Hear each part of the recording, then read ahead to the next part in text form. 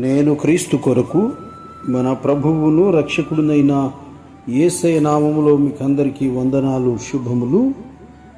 దేవుని బిడ్డలారా, ఈరోజు మొట్టమొదటిగా ఒక వాక్యాన్ని మనం ధ్యానం చేయబోతున్నాము. 39వ కీర్తనలో 7వ వచనము.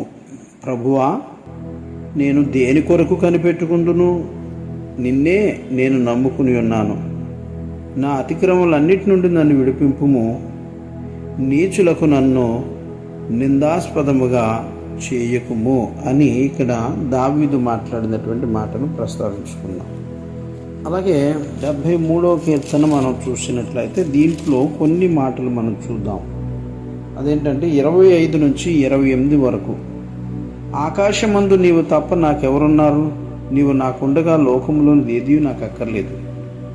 నా శరీరము నా హృదయము క్షీణించిపోయినను దేవుడు నిత్యము నా హృదయమునకు ఆశ్రయదుర్గమును స్వాస్థ్యమునై ఉన్నాడు.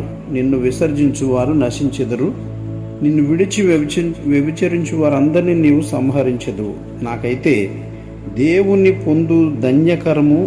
నీ సర్వకార్యములను నేను తెలియజేయునట్లు నేను ప్రభు అయిన యెహోవా శరణజొచ్చి ఉన్నానంటూ ఈ కీర్తనాకారుడు మాట్లాడినాడు. ఇది కూడా ఆసాపు రాసినటువంటి కీర్తన. సో మనం వీటికి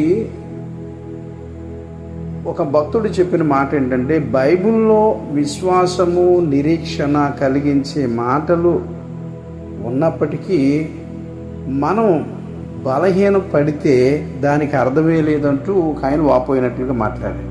నిజమే. అసలు బైబిల్ తెలిస్తే విశ్వాసము, నిరీక్షణ, ప్రేమ ఇట్లా అనేక అంశాలు రకరకాలుగా మనకు ఘోషిస్తూ ఉంటాయి.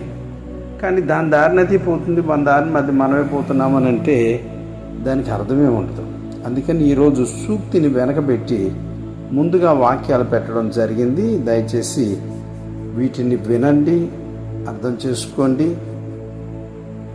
ప్రభువులో బలంగా కొనసాగండి, ప్రభు వైపు చూడండి, ప్రభు మీద ఆనుకొనండి. ఆయన చెప్పినట్లే వాక్యంలో ఏదైతే వ్రాసిందో అదే చేయండి, అదే చెయ్యాలి. నేను కూడా అదే తపన పడుతూ ఉంటాను. దేవుడు మనందరి వినికిడిలో ఈ మాటలను దీవించి కాపాడునుగాక. ఆమేన్.